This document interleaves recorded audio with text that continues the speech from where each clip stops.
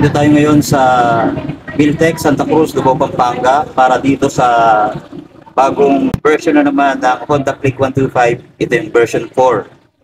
Tapos ito rin yung standard version. Meron din silang special edition pero wala pa available na unit ngayon. So hanapin din natin yan. Pero sa ngayon, ito muna. Ikutan natin to kung ano yung nabago sa kanya, nakalamin din natin yung cash price and then yung installment dito sa branch na to. So, stay tuned tayo.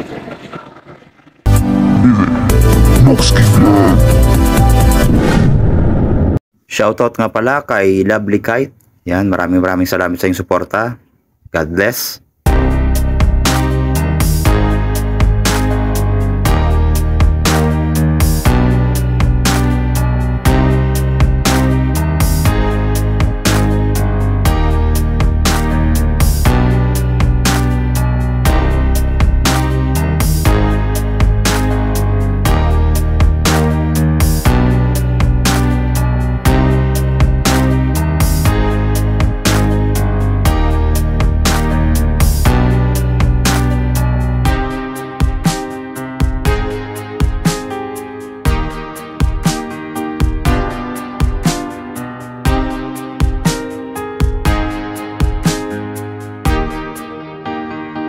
Dito tayo ngayon sa Viltec, Santa Cruz, Lubao, Pampanga para dito sa Honda Click 125 version 4. Yan, kulay glossy black. Tapos yung decals niya ngayon, ito na. Ganyan na yung decals na itong glossy black. So yung version 3 na kulay black, ayun, meron dito isang unit. Ano. So ganito yung decals niya. Oh, may kulay orange, then white. So ayan sila ma'am. Kaya lagyan ng price niya. Ayan. Shoutout po. Ayan. So naiba yung kanyang decals. Makikita natin yung kulay yellow, then gray, tsaka white dito. Tapos marami siyang mga lining na parang pang sports talaga yung dating anong decals, no? Tapos andito na rin yung liquid gold. Ayan, dito naman sa gilid, sa harap. Yan, may decals din siya na parang pa letter Z na kulay yellow, then gray, then marami din mga stripe, then yung Honda na sticker, then meron dito ang click. Tapos yung decals din niya na kulay gray and then yellow. Then dito sa harap, all black naman, makikita natin dito. Yung pagkakaiba naman dun sa special edition, yung dito niya, iba yung kulay nun. So, kung nakita nyo sa personal, no, napakaganda. Tapos yung kanyang grab bar, kulay brown. Makikita natin yung special edition. Pero ito, black pa din. No? Yung decals lang yung nabago dito sa standard version. Tapos, yung mags din nun ay kulay kalawang. No? Yung special edition. Ito, kulay matte black. Ayan. So napakaganda rin, napaka-premium ng datingan itong version 4, no? So sa mga features, pareho lang naman nung version 3 yan, no? Then ito pa yung ibang mga kulay ng Honda Click version 4, merong red, white, and kulay gray. Ayan. Tapos equipped nga ng combi brake system, no? Yun yung magandang features nito. Then yung side stand kill switch, then yung PGM FI na isang napagandang fuel system na ginawa ng Honda dito dahil 50 km per liter itong motor na to, no? Tapos ayan, sa kanyang down payment, itong version 4, ang down payment nito ay 7,500. Then monthly for 3 years or 36 months, ito ay 4,487. Tapos yung cash price nito 83,800 standard version. Fully digital yung kanyang panel gauge. Ayan, makikita na natin dito yung turn signal light, indicator, yung sa headlight, yung sa engine check, and then yung temperature, sa battery meron na rin yan, kompleto na. Then yung odometer at speedometer ay fully digital natin. Meron siyang selection dyan para ma-set natin yung trip meter or yung oras, ano. Tapos meron din siyang, hindi nawawala ito, yung logo ng Honda. So napaka-premium ng datingan. Tapos sa mga switch, very premium, no. Ito, high and low, kusina, third signal light switch. Then sa kabila, wala nang iba kundi yung electric starter. Lahat naman ng gawa ng Honda ngayon ay naka AHO na. So automatic headlight on na siya. So ayan, tapos sa kanyang ignition, naka shutter lock key na. Then dito na rin dinubuksan yung kanyang upuan. So napakagandang features nyo. Tapos may pocket din siya kabilaan. Itong kabila walang cover, tapos mababaw lang. Then dito sa kabila naman ay may cover siya. Tapos andito na rin yung kanyang power outlet. So very useful sa pag-charge ng cellphone. Then malalim yung kanyang pocket dito, no?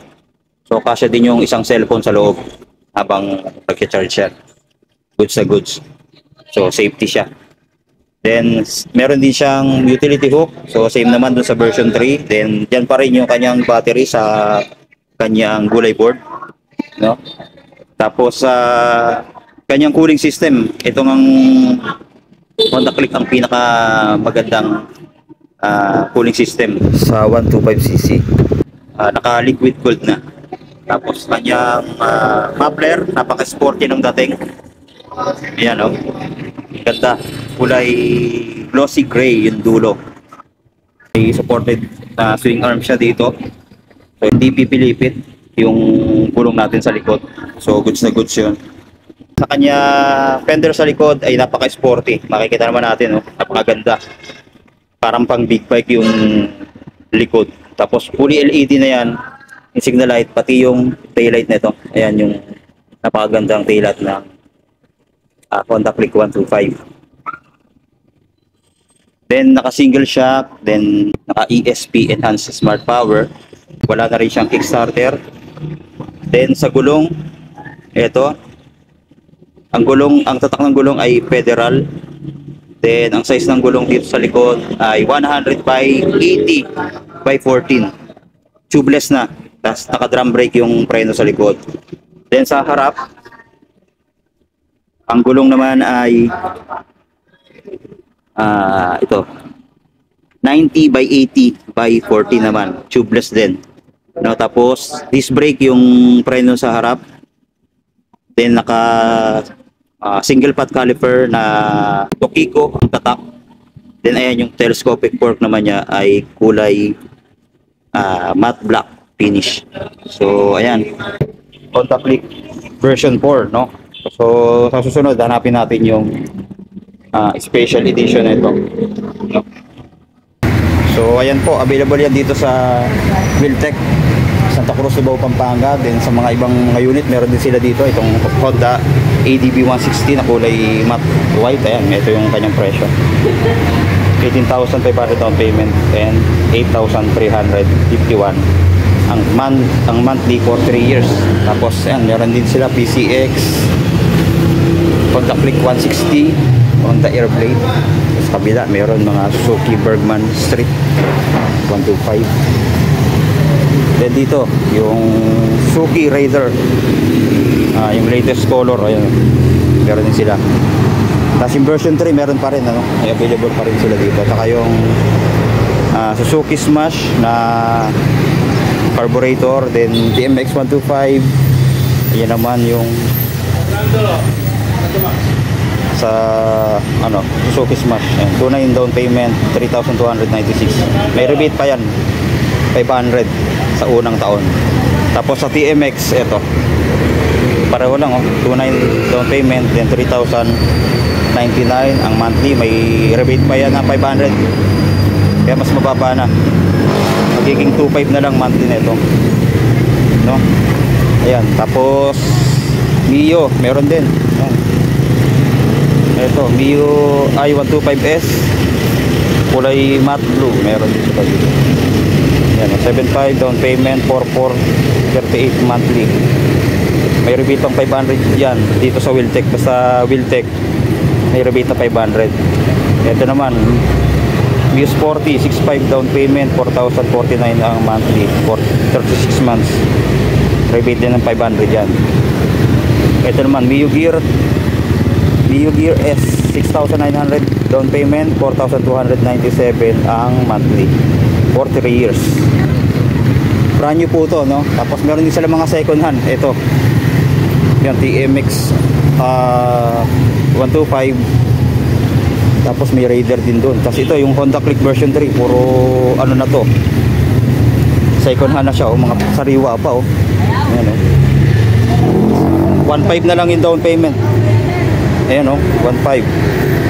Tapos 4,402 ang monthly. Tapos may rebate pa rin yan.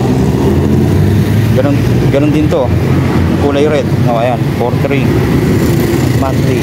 Ito mas mababa, 1.5 down payment. Ang monthly ay 3,856 na lang.